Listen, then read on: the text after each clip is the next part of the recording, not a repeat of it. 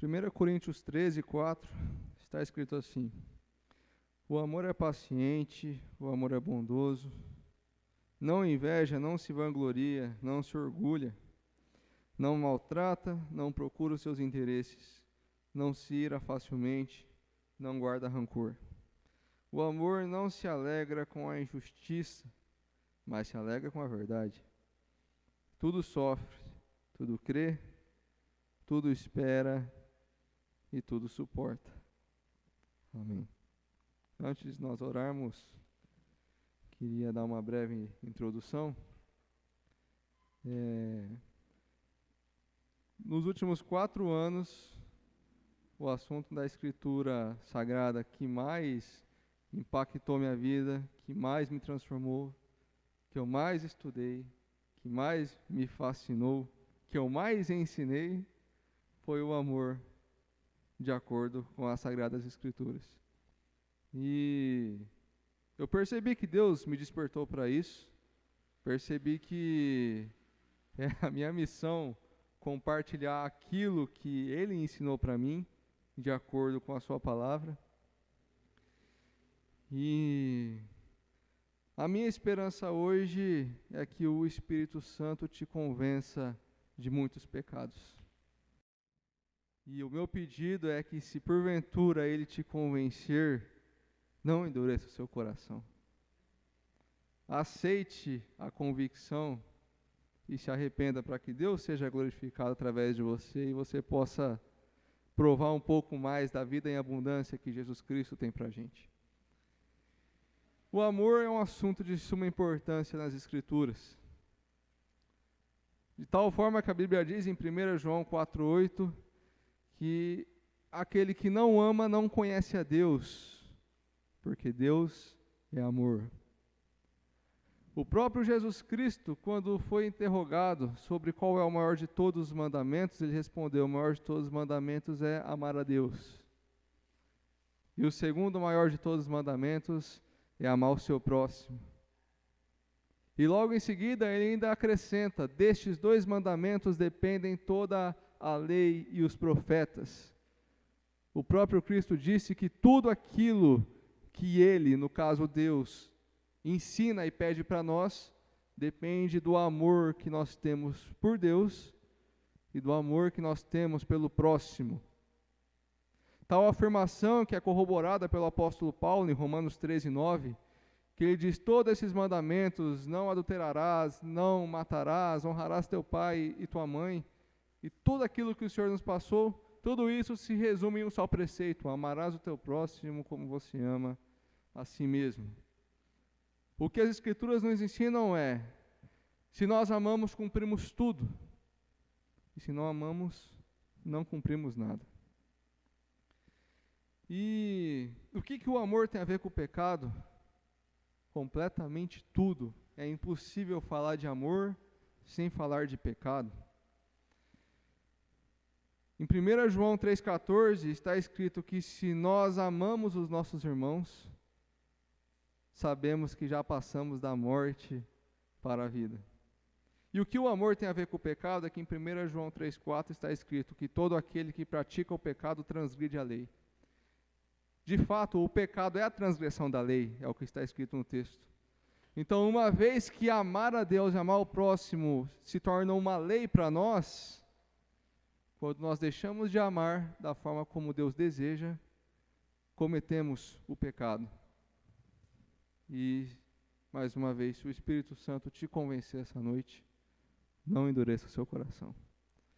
E na oração quero fazer uma coisa um pouco diferente também. Gostaria de pedir que os irmãos orassem por mim e eu vou orar pelos irmãos. Pode ser assim? Amém? Pai, meu pedido nessa noite é que o Senhor transforme a vida dos teus filhos pela renovação do seu entendimento. Meu pedido é que o teu Santo Espírito faça a sua obra e convença-nos das nossas falhas. Não é motivo de alegria haver falha em nós, mas já que temos falha, pedimos que o Senhor nos convença. Eu peço ao Senhor que conceda aos seus filhos vida e vida em abundância. Eu peço ao Senhor que ensine os seus filhos a graça e o privilégio de amar. Peço ao Senhor que ensine os seus filhos a amar, porque o Senhor é amor, e qualquer que ama se parece contigo. Abençoa os seus filhos, abra o coração deles, arranca deles toda a dureza impregnada que está ali dentro. Dos mais novos na fé até os mais experientes, dos mais apáticos até os mais fervorosos, transforma, porque eu sei que o Senhor tem sempre algo a mais para nós. Faça-nos sair daqui hoje com um entendimento renovado e que essa renovação de entendimento gere fruto para a vida eterna. Pai, abençoe os seus filhos para que o Senhor se alegre do proceder deles, para que o Senhor seja honrado onde quer que eles estejam, e que aonde quer que haja menção do Senhor, que o coração deles se encha de alegria. Queremos que o Senhor fale conosco essa noite. A nossa fé está na sua palavra. Amém. Meu propósito essa noite, em relação ao amor, não é esgotar o tema, porque para isso nós já temos nosso estudo no domingo, e nenhum estudo do domingo vai ser suficiente para a gente esgotar o tema. E olha que já se passou mais de um mês, e falta no mínimo uns 3 meses pela frente. Mas o meu propósito hoje é te despertar para cumprir esses 2 mandamentos que eu já citei aqui. E eu quero não somente despertar, mas eu quero dar um pontapé inicial e mostrar como isso pode iniciar. E antes disso, eu quero desconstruir primeiro a distorção que fazem com o amor em nome da palavra de Deus que nós vemos por aí. Então essa mensagem eu vou dividir em 2 partes. A primeira parte eu vou desconstruir aquilo que é falso, e na segunda eu espero construir aquilo que é verdadeiro. Infelizmente, a nossa visão de amor, a visão das pessoas sobre o amor é muito influenciada pelo mundo. Não é o mesmo que acontece com temas como arrebatamento, fé, salvação, porque o mundo fala pouco dessas coisas. Mas amor é um assunto que está muito impregnado em músicas sertanejas, em música pop, em romances, em novelas, filmes. O mundo faz muito uso desse termo e isso acaba confundindo até os filhos de Deus. Então, eu quero começar a desconstruir as falácias do amor, as principais delas que atingem principalmente o meio cristão, o meio das congregações.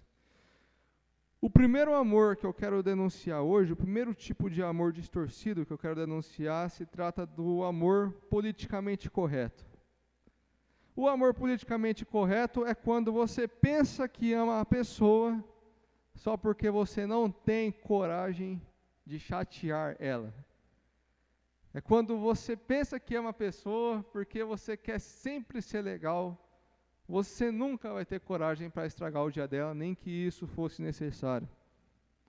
O amor politicamente correto é um amor marcado pelas frases: você tem que seguir o seu coração, nada é errado se te faz feliz, siga os seus sonhos. É isso aí mesmo, é isso que está no seu coração, foi Deus que colocou, vai atrás disso, você está certo. É uma pessoa que ela não mede se as decisões da pessoa amada, supostamente amada, são morais ou imorais. Ela simplesmente quer ver a pessoa feliz e está disposta a passar por cima de qualquer coisa, até de Deus, para ver o sorriso da pessoa. Contudo, eu já antecipo que, de acordo com as Escrituras, se você age assim com a pessoa, você não está amando ela. E se há alguém que faça isso com você, saiba que essa pessoa não está te amando, e sim sendo apenas egoísta e covarde. E o motivo é muito simples. O texto que nós acabamos de ler, 1 Coríntios capítulo 13, versículo 6, está escrito que o amor não se alegra com a injustiça, mas se alegra com a verdade. Significa que se nós amamos a pessoa na verdade, nós não podemos nos contentar com ela praticando a injustiça. Se ela falar para a gente que ela está com vontade de dar um passo em direção à injustiça, se nós amamos ela na verdade, não tem como aprovar. Por quê? Porque essas pessoas, elas querem ter uma máscara de que elas te amam, só que elas não querem pagar o preço do amor. Porque o preço do amor é o preço de que o amor se alegra com a verdade. Então ela não vai ter coragem de afirmar a verdade, porque ela sabe que a verdade vai estragar o dia da pessoa amada. Ela prefere o caminho mais barato. Ela prefere deixar que a pessoa vá pelo caminho da injustiça e que pelo menos ela não chateie a pessoa. Agora imagine se eu sou um médico e chega um paciente com câncer para mim. E eu sei que o câncer vai matar a pessoa, mas existe um certo procedimento que se chama quimioterapia. E a quimioterapia, ela pode, porventura, ajudar a conter o câncer e a pessoa pode voltar a ter esperança de viver por mais tempo e quem sabe até voltar a ter uma vida mais parecida com o normal. Só que a quimioterapia é algo que faz a pessoa sofrer muito. Quem faz esses procedimentos passa por um sofrimento muito grande. Do ponto de vista cristão, se eu não amo a pessoa na verdade, se eu tenho um amor politicamente correto, eu seria o médico que, não vou passar quimioterapia para você, porque a quimioterapia vai fazer você sofrer. Vai lá, se divirta e seja feliz. E aí a pessoa vai e morre. Agora, se o médico é responsável e fala, eu tenho que receitar isso, porque se você não passar por isso, você morre. Eu quero que você viva, eu me importo com você. O amor politicamente correto não é um amor conforme as Escrituras. Se você não tem coragem de confrontar a pessoa com a verdade, quando é necessário que ela seja confrontada, você não está amando ela. E agora eu me refiro a pessoas aqui, amigos meus, que andam perto de mim. Nada contra você, mas se um dia eu errar e você não tiver coragem de falar para mim que eu errei, saiba que você não está me amando. E também podem me cobrar, porque se um dia eu ver você errar, e eu não cobrar você porque você errou, porque você pecou, saiba que eu não estou te amando. Querem saber de uma coisa? Sabe qual é a pessoa que mais me incomoda nessa vida? É o Espírito Santo. Pensa numa pessoa que não me deixa em paz. É o dia inteiro, não faz isso, porque se você fizer eu não vou deixar você dormir. É o dia inteiro, não faz isso, porque você sabe que isso é errado. É o dia inteiro, eu sei que isso é gostoso, mas você sabe que você não pode. É o dia inteiro me incomodando, mas ai de mim se o Espírito Santo não me incomodar. Aonde eu estaria hoje se o Espírito Santo não me incomodasse? O amor bíblico não é um amor politicamente correto. É um amor que ousa ferir a pessoa se isso for necessário para salvar ela. Não é à toa que a palavra de Deus é uma espada. Se o amor dele por nós fosse politicamente correto, em nada nos diferenciaríamos do mundo hoje. Esse é o primeiro amor que eu gostaria de destacar. O segundo amor distorcido que eu gostaria de denunciar hoje é o amor subjetivo. De que maneira esse amor se manifesta? É quando a pessoa afirma que te ama, mas ela te trata de forma estranha. É uma pessoa que, se você olhar metade das coisas que ela faz por você, você vai pensar, bom, essa pessoa gosta de mim, essa pessoa me ama, ela quer ter amizade comigo. Mas se você for olhar a outra metade das coisas que ela faz por você, você vai pensar, não é possível que essa pessoa vai com a minha cara. E aí imagina que você está com alguém que convive bastante, seja algum familiar ou um amigo muito próximo, e essa pessoa começa a fazer algo que te deixa chateado. E aquilo é como uma pedra no sapato. Com uma pedra no sapato, você pode caminhar 3 metros, mas você não consegue caminhar 3 quilômetros.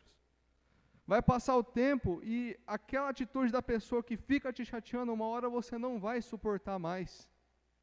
E aí você vai e vai desabafar com alguém, fala assim, cara, eu não suporto mais o fulano. Não é possível que aquela pessoa, ela deve achar que eu sou besta, eu vou me distanciar dela, eu não aguento mais. E aí o que a pessoa faz para tentar apaziguar? Não, não fica assim, a pessoa te ama, é que esse é o jeito dela, não entende? Ela trata todo mundo assim, não é que ela tem algo contra você. No fim das contas, ela te ama, é que é o jeito dela. E qual que é o problema disso, de acordo com as Escrituras? Realmente, cada pessoa tem um jeito. E isso nós chamamos de personalidade. Personalidade é quando a pessoa ela é quietinha, ou é mais extrovertida, ou quando ela conversa pouco, ou conversa muito, ou quando ela gosta de fazer muita piada, ou ela é mais séria, quando ela tem um bom senso de humor, ou quando ela não dá risadas de piadas. Isso é personalidade. Isso, cada um tem o seu, e não tem problema nenhum com isso. Se é uma dessas coisas que a pessoa acaba te chateando porventura, saiba que realmente é o jeito dela, e de fato pode ser que ela te ame sim, e é só o jeito dela que está te chateando. Contudo, se você tem um amigo que ele te humilha na frente dos seus outros amigos, mulheres, se vocês moram com um homem que te bate em casa, essa pessoa não te ama, sabe por quê? Porque a Bíblia diz que o amor não maltrata. Se a pessoa, ela fica brava com você, e ela grita com você por causa de qualquer coisa, por causa de qualquer passo fora do eixo, saiba que essa pessoa não está te amando, não é o jeito dela, é o pecado. Por que eu digo isso? Porque a Bíblia diz que o amor não se ira facilmente.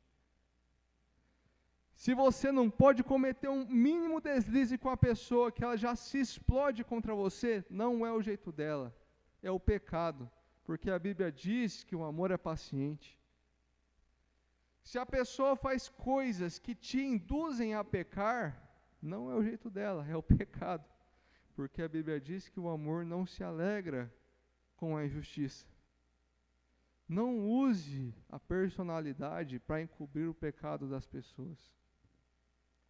Se a pessoa, ela peca contra você, não é que é o jeito dela, é o amor dela que está falhando. E se você peca contra a pessoa, não é que é o seu jeito, você está pecando. E o seu amor está falhando. Não use a personalidade das pessoas como uma máscara para encobrir o pecado. Eu não estou dizendo que se a pessoa ela te chateia, ou se porventura a pessoa está pecando contra você, é para você se distanciar dela. Não é isso que eu estou falando. Eu só estou falando que se ela peca contra você, aquilo não é amor. E é muito importante você ter consciência das pessoas que te amam e das pessoas que não te amam. E fica um aviso também, principalmente com as pessoas com quem você tem mais intimidade, seus amigos mais próximos, seus familiares. É muito mais fácil a gente se irar facilmente com quem está perto do que com quem está longe. Portanto, abra os olhos e veja se você está amando as pessoas na verdade. O terceiro amor distorcido que eu quero denunciar hoje é o amor da teologia da prosperidade. Esse amor é quando você mente em nome de Deus para fazer as pessoas se sentirem melhor. E misericórdia, eu acho que de todos esses não teve uma distorção que infectou tanto uma geração de cristãos como esse amor da teologia da prosperidade. E como isso se manifestou de uma forma tão impregnada nos louvores, nos ensinos, na mentalidade das pessoas, principalmente daquelas que são menos dotadas de educação, de estudo. Esse amor da teologia da prosperidade é aquele amor que está nos louvores. Você vai ser um vencedor. Essa prova vai passar e Deus vai te fazer cantar do outro lado. Eu profetizo bênção, profetizo cura, profetizo hoje que a vitória é sua. Você vai andar, vai dar a volta por cima. A sua vitória vai ter sabor de mel. Não temas, Deus está contigo. Deus tem uma vitória para você hoje. Deus está falando comigo hoje que Ele vai entregar a chave do carro aqui para alguém. Deus está falando comigo que hoje Ele vai estar entregando a chave da casa própria. Misericórdia, irmão. Não tolerem mentiras em nome de Deus. Quem mente em nome de Deus não ama. É muito tentador, é muito sedutor a vontade de ser o super-herói, a vontade de chegar na pessoa que está chorando, falar alguma coisa e deixar o dia dela feliz. É muito tentador, e aí as pessoas usam o nome de Deus, que é santo, para propagar mentiras. Se a pessoa diz para você, eu profetizo que vai ter vitória na sua vida, ela está mentindo. Primeiro porque a vitória que ela prega é subjetiva. Porque o que é a vitória que ela está ensinando? Será que é uma prova na faculdade que você vai fazer? Será que é uma coisa que você vai comprar?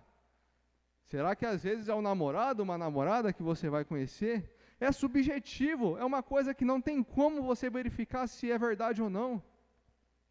Mas a pessoa fala, não, eu profetizo uma vitória, porque ela quer que você fique feliz.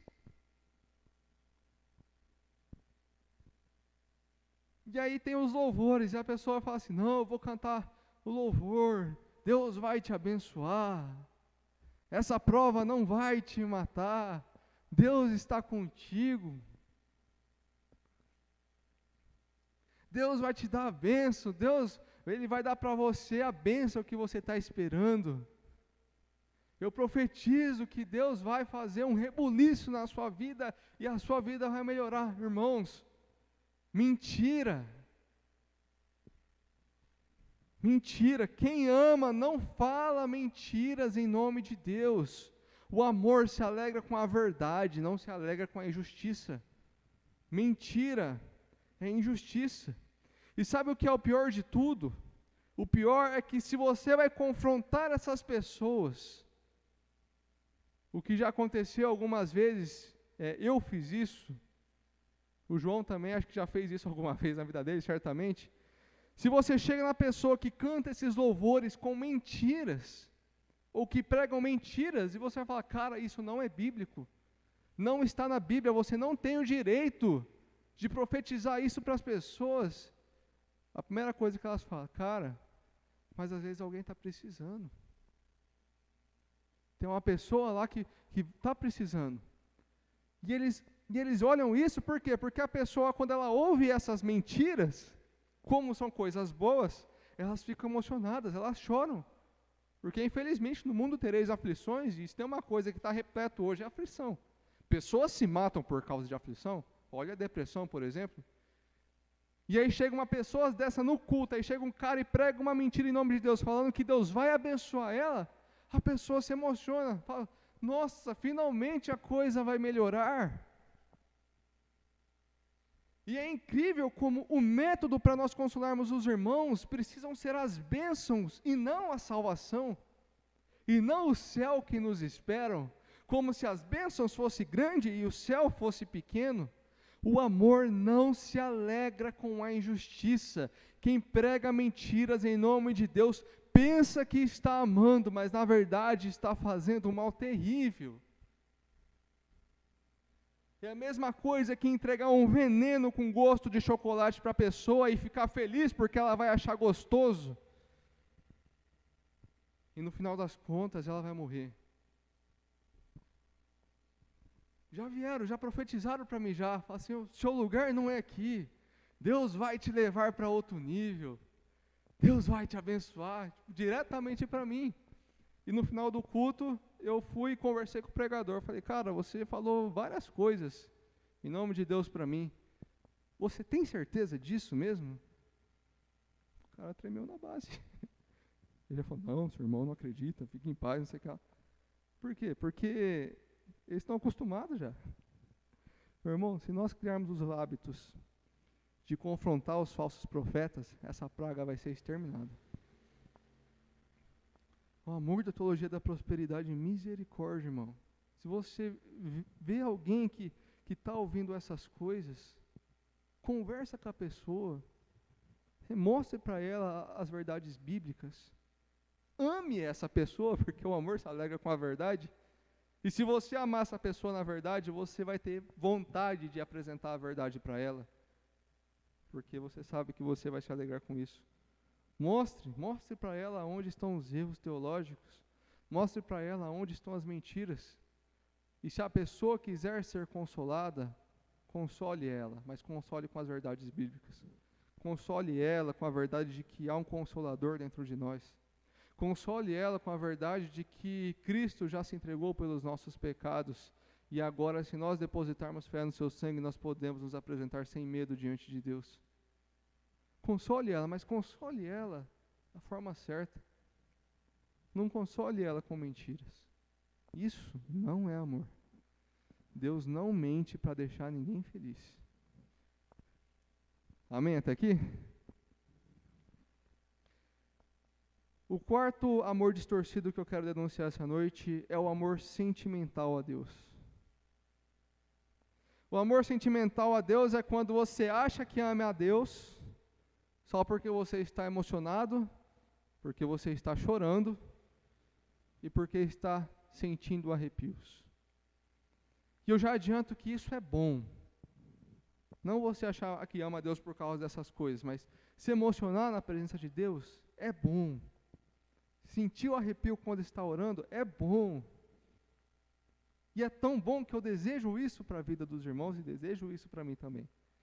Mas agora, não é assim que Jesus ensinou a gente.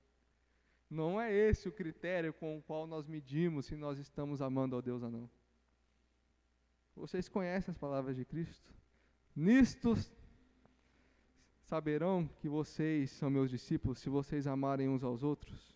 E em seguida, se vocês me amam, obedecerão aos meus mandamentos.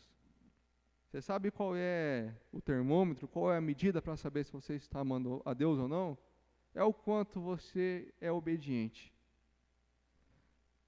A salvação não é pela obediência, é pela fé.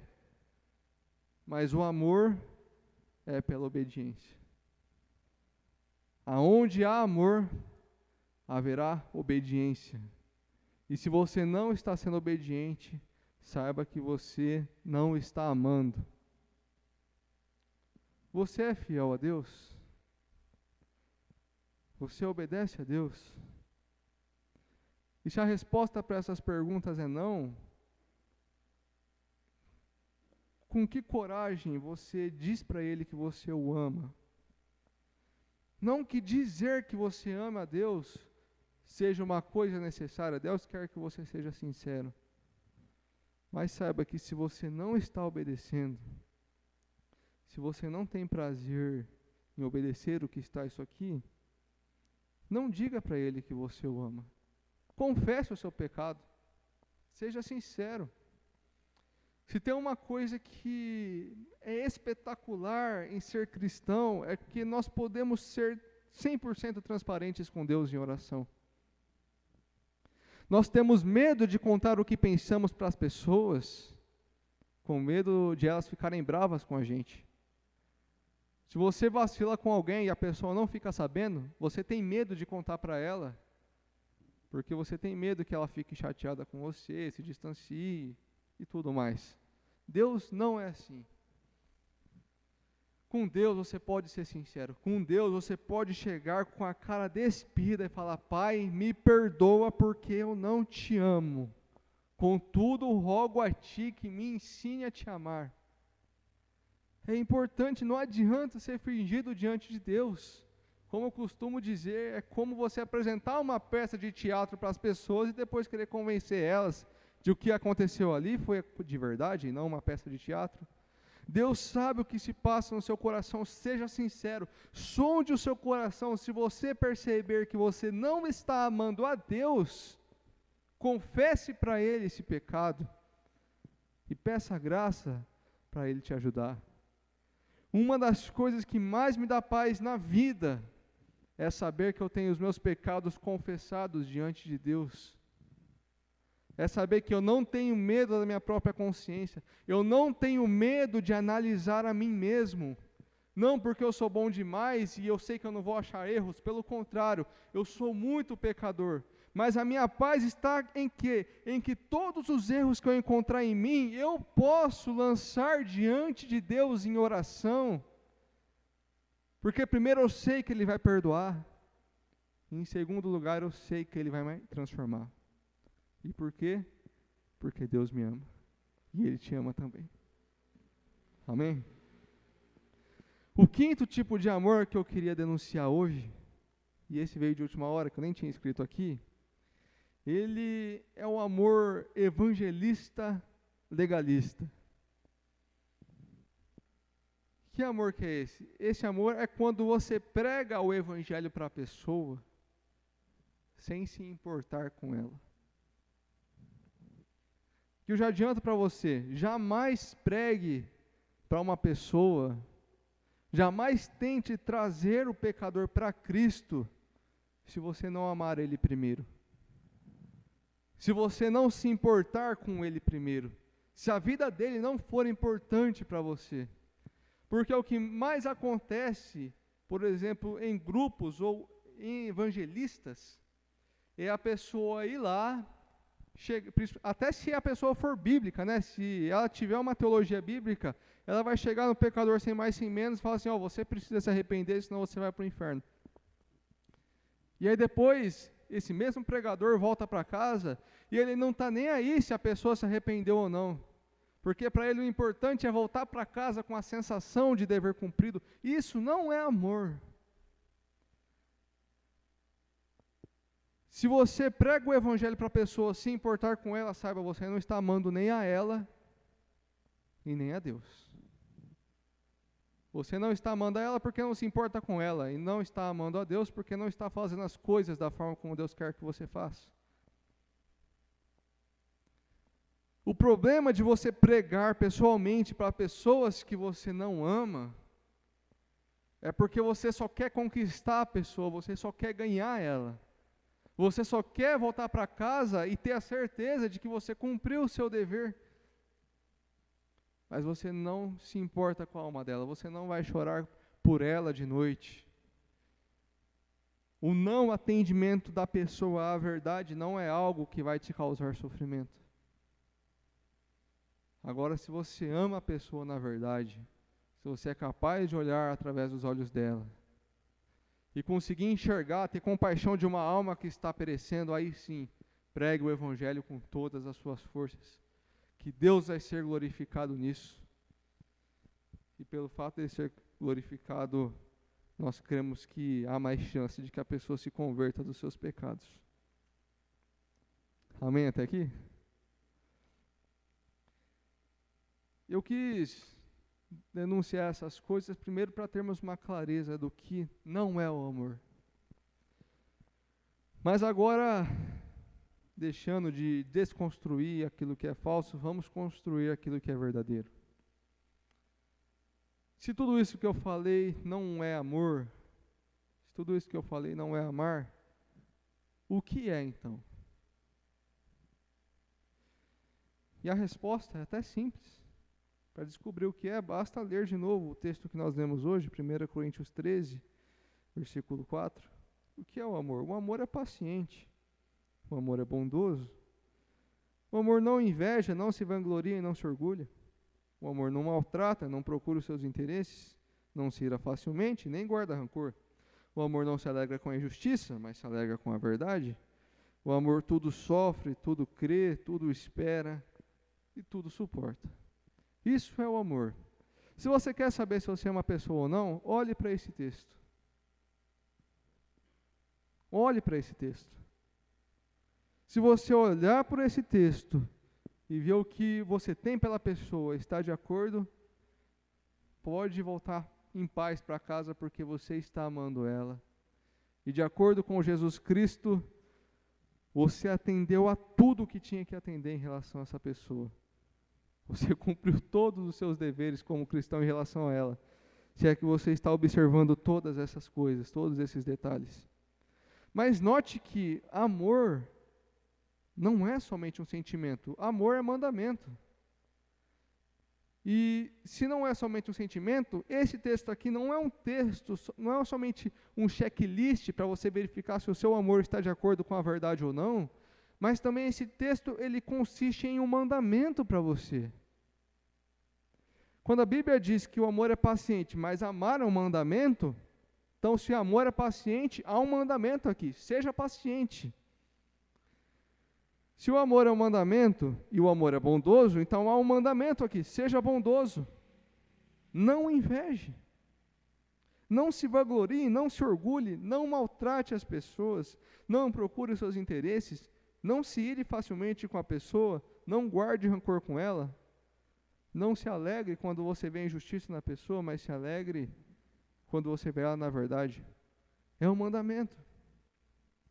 Se você vê que o seu amor atende a isso, se alegre. Se você vê que o seu amor não atende, olhe esse texto como um mandamento. Da mesma forma como nós aprendemos a orar, como nós aprendemos a salvação pela fé, como nós aprendemos a maneira que devemos nos portar diante dos outros, nós também aprendemos a amar. Amor é uma coisa que se aprende, é uma coisa que Deus ensina, e é uma coisa que somente quem tem o Espírito Santo é capaz de aprender. Mas eu concordo que é muita coisa, concordo que é difícil ter uma noção de por onde começar. Você deve amar o seu próximo, mas por onde você começa? E eu quero dar uma pista para você essa noite. Eu gostaria que você abrisse sua Bíblia comigo, no finalzinho dela, em Apocalipse. Capítulo 20, versículo 11.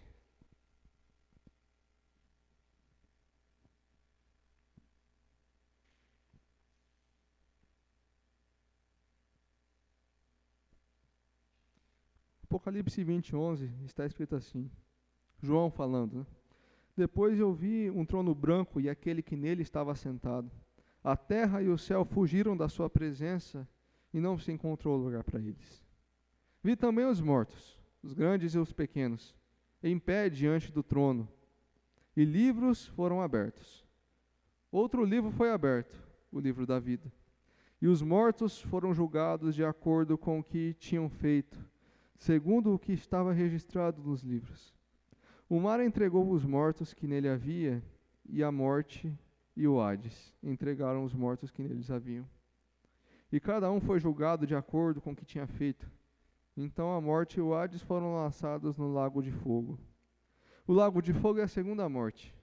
E aqueles cujos nomes não foram encontrados no livro da vida, foram lançados no lago de fogo. Paul Washer, ele diz que esse texto é o único lugar onde você é mencionado de forma específica nas Escrituras. E eu concordo com ele. Que os mortos se apresentarão diante do trono de Deus. E eu concordo que quando João viu uma multidão, eu concordo que nós estávamos lá também, na visão dele.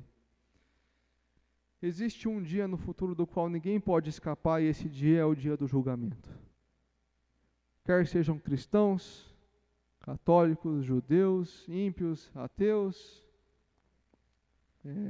pessoas que adotam o Estado Islâmico, budistas, todos nós temos uma coisa em comum. Nós vamos morrer, e depois do dia da nossa morte, nós seremos trazidos diante do trono de Deus para sermos julgados.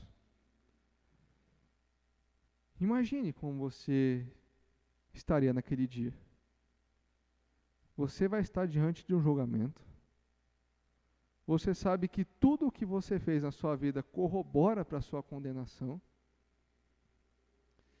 Você sabe que não existe instância superior a qual você possa apelar. E você sabe que Deus não erra no seu julgamento. como você se sentiria? A esperança de um criminoso no tribunal é que o juiz seja ímpio, a ponto de não dar para os seus crimes a devida sentença. Contudo, nós não teremos essa esperança no dia do julgamento. No dia do julgamento, os pecados serão pesados. Contudo, nós já sabemos que a salvação é pela fé. E sabemos que naquele dia nós vamos clamar pelo sangue do Cordeiro e este nos cobrirá. E Deus vai olhar para a gente e nos verá inocentes, justificados dos nossos pecados. Mas imagine como você se sentiria. Imagine se você soubesse que hoje é o dia da sua morte e amanhã você vai estar diante de um Deus eterno, completamente bom, puro e justo, para ser julgado. Alguma vez vocês já ficaram constrangidos em estar perto de uma pessoa que ela é muito santa, ela é muito parecida com Jesus, uma pessoa que é muito irrepreensível nos seus caminhares, e você não fica com receio às vezes de fazer alguma coisa e a pessoa saber que você está errando, porque você sabe que ela é tão pura de olhos e você é tão desleixado na fé? Hoje aconteceu isso comigo já fiquei constrangido perto de pessoas que eu vi que tinham realmente um padrão de fé muito mais elevado do que o meu. Mas se perto de pessoas pecadoras há esse constrangimento, imagina como nós não vamos estar constrangidos diante de um Deus que Ele é puro em sua completude. Imagina nós nos apresentarmos com todos os nossos pecados diante desse Deus para ser julgado. O sangue de Cristo vai nos cobrir naquele dia e graças a Deus por isso. Mas imagine uma pessoa que não tem a sua fé muito bem firmada no sangue do Cordeiro. Uma pessoa que ela está cambaleante na fé, Deus já regenerou ela, contudo ela está passando por momentos fracos. Imagine como ela não vai chegar naquele momento. Será que ela não vai sentir insegurança, sabendo que o destino dela vai ser decidido por toda a eternidade? Pois bem, o que o amor tem a ver com isso? Eu fiz esse exercício no nosso estudo bíblico de domingo e eu quero fazer hoje de novo. Você sabe quem você deve amar. Talvez você não saiba todas as pessoas que você deve amar, mas pelo menos uma você sabe.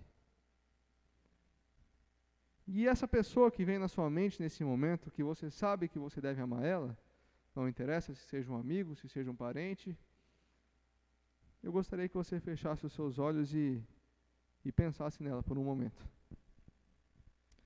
Essa pessoa, ela está viva hoje, porque é impossível amar os mortos. E essa pessoa vai envelhecer um dia, os anos vão se passar, e ela vai envelhecer, provavelmente vai trabalhar, provavelmente vai construir a sua família, e vai chegar um dia em que ela vai estar tão velha, tão fraca, e que ela vai morrer. Talvez você já não esteja mais vivo quando esse dia chegar. E, assim como qualquer outra pessoa que morre, essa pessoa, depois da sua morte, ela vai ser levada diante de Deus para ser julgada. Não importa se essa pessoa que você tem que amar, que você está pensando nesse momento, ela é cristã ou não, ela vai ser julgada por Deus. E aí eu pergunto para você, como essa pessoa vai se sentir nesse dia? Será que a sua pessoa, ela está confiante que o sangue de Cristo justifica ela de todos os seus pecados? Será que a pessoa que você ama, ela tem fé suficiente para chegar naquele dia com confiança e não temer o ser eterno que vai estar diante dela, isto é, Deus assentado em seu trono? Vou fazer uma pergunta mais grave. Será que essa pessoa vai ser condenada naquele dia? E naquele dia ela vai ouvir da boca do Cordeiro: apartai-vos de mim, vós que praticais a iniquidade. E depois que ela ouvir essa sentença, ela vai ser lançada no inferno para ser queimada para todo sempre? Ou será que ela vai ouvir da boca de Deus: vinde, benditos do meu Pai, para o gozo eterno. Qual será que vai ser a sentença que ela vai receber naquele dia? E como ela vai estar se sentindo naquele dia? Será que ela vai sentir medo? Será que ela vai sentir pavor? Será que ela vai sentir alegria? Será que ela vai sentir confiança? A eternidade dela está prestes a ser julgada por um Deus que é eterno e não erra no seu julgamento. E a pessoa que você está mentalizando agora, ela é pecadora. Ela é devedora de Deus, assim como nós. E não tem condições de se justificar, assim como nós, a menos que venha um Cristo. E este crucificado e ressurreto, como um sacrifício aceito por Deus, que paga por todos os nossos pecados, os já cometidos e os que ainda vamos cometer. Será que essa pessoa ela pode se apegar nesse cordeiro? Ou ela ainda não conhece? E eu estou sendo muito específico nas minhas perguntas. Eu não estou perguntando se essa pessoa congrega. Eu não estou perguntando se essa pessoa frequenta os cultos. Não estou perguntando como está o devocional dela. Eu estou perguntando: ela conhece o Cordeiro? Ela tem fé suficiente para clamar que o sangue do Cordeiro cubra ela dos seus pecados, para que ela esteja escondida da ira de Deus? Para que aconteça como aconteceu no livro de Êxodo, que vindo o anjo da morte passou por cima daqueles cujo sangue do Cordeiro estava nos umbrais da porta? Ela pode ter essa confiança. Pode abrir os seus olhos agora. Será que agora você percebe o quanto é medíocre a nossa tentativa de adular o nosso próximo com presentes, com uma atenção tão mesquinha, e ignorar que essa pessoa vai ser julgada por Deus? Não parece medíocre ter um relacionamento com uma pessoa que nós diz que amamos ela, mas nós não temos a coragem de abrir as Escrituras junto com ela para poder meditar na palavra? Mas você não tem intimidade o suficiente para falar para ela do que o Cordeiro fez na sua vida? Essa pessoa vai ser julgada. E o que vai acontecer nesse julgamento vale muito mais do que a autoestima de quem você está amando hoje. Você quer amar uma pessoa? Você quer obedecer esse mandamento de Deus? Eis aí como começar. E eu vou dar mais algumas pistas. Se você quer amar a pessoa, o primeiro passo que você tem que considerar: essa pessoa tem uma alma eterna. A começar pelo óbvio. Se você quer amar uma pessoa, você não pode tratar ela como um animal de estimação. Você sabe como nós tratamos os nossos amigos como animais de estimação? O que a gente faz com os animais de estimação? A gente traz eles para perto para trazer entretenimento, a gente se diverte com eles, e depois, porque a gente tem dó, a gente faz carinho, a gente dá comida, e a gente protege, e deixa ele lá. Quantas vezes nós não fazemos isso com os nossos amigos? Nós nos aproximamos das pessoas somente por causa da diversão que ela pode nos trazer. Porque ela é uma pessoa legal para dar um rolê à noite. Porque ela é uma pessoa legal para chamar ela para o churrasco. E aí a gente vai lá e abraça a pessoa e pergunta se está tudo bem e dá aqueles cuidados básicos, porque a gente tem dó dela.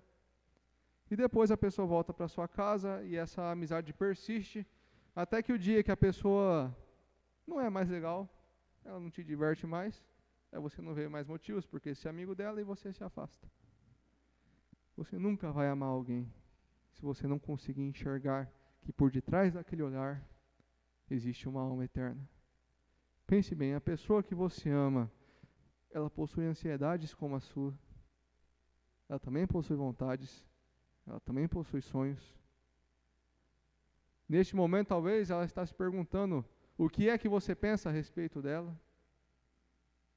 Ela não é um animal, só para você se perguntar de que maneira ela pode te divertir. Essa pessoa ela vai ser julgada por Deus um dia.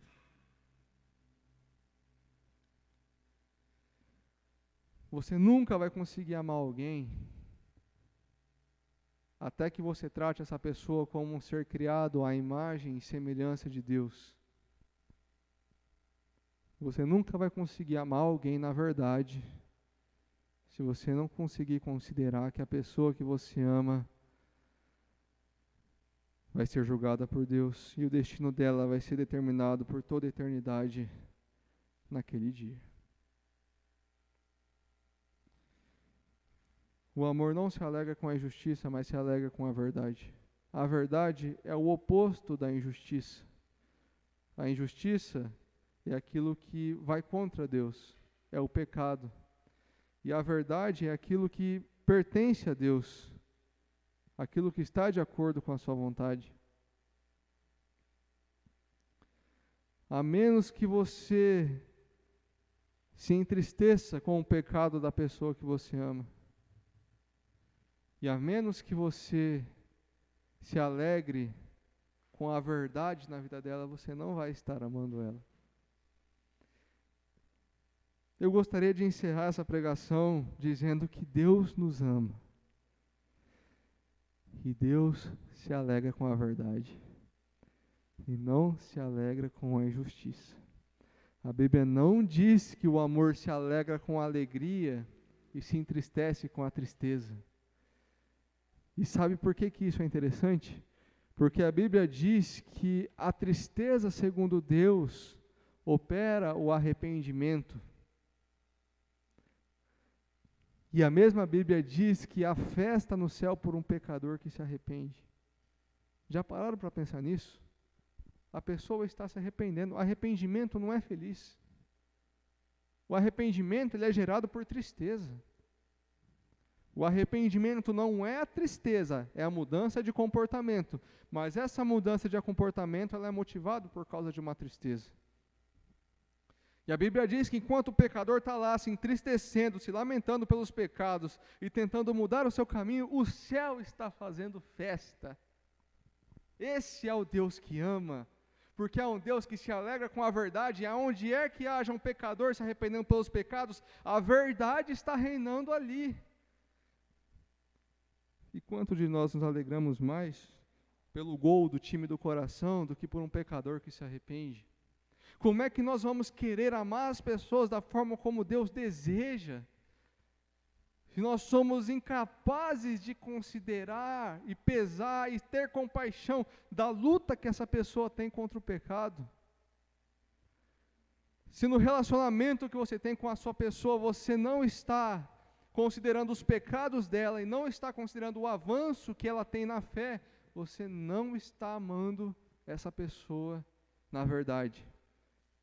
E se a pessoa não está considerando os seus pecados e não está considerando o avanço que você tem na fé, ela não está te amando na verdade. Mas como eu disse, Deus te ama. E quando você dá um passo em direção à santidade, a festa no céu. Quando você dá um passo para se parecer mais com Jesus Cristo, a festa no céu. É por isso que Deus dá o Espírito Santo para aqueles que o pedem, porque o Espírito Santo é o Espírito da verdade, e se Deus se alegra com a verdade, como é que Ele não vai querer se alegrar derramando o Espírito Santo dele nos nossos corações? A última coisa que o Espírito Santo vai fazer vai ser nos induzir à injustiça. Deus se alegra com a verdade. Se você quer dar um passo em direção a Deus, Ele tem um barco preparado para você. Se você quer dar um passo em direção à verdade, a coisa que Deus mais quer é se alegrar, é ter prazer na sua vida. A coisa que Deus mais quer é ter prazer na sua vida, andando na verdade.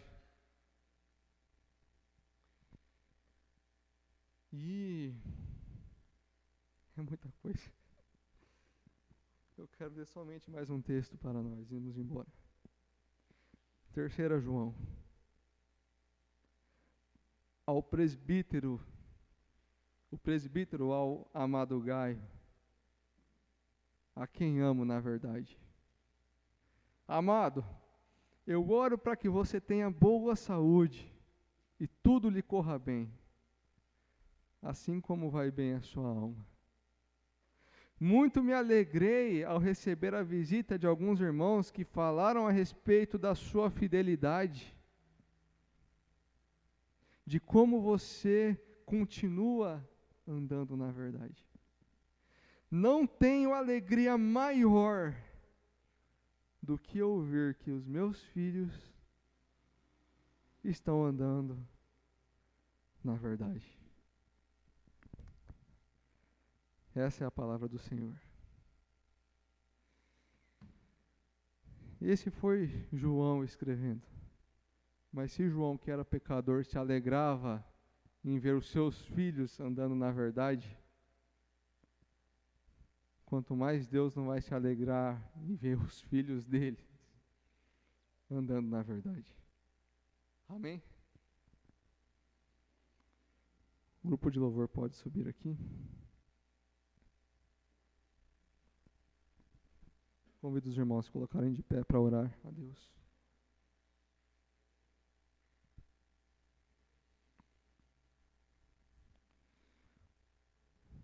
Meu Pai,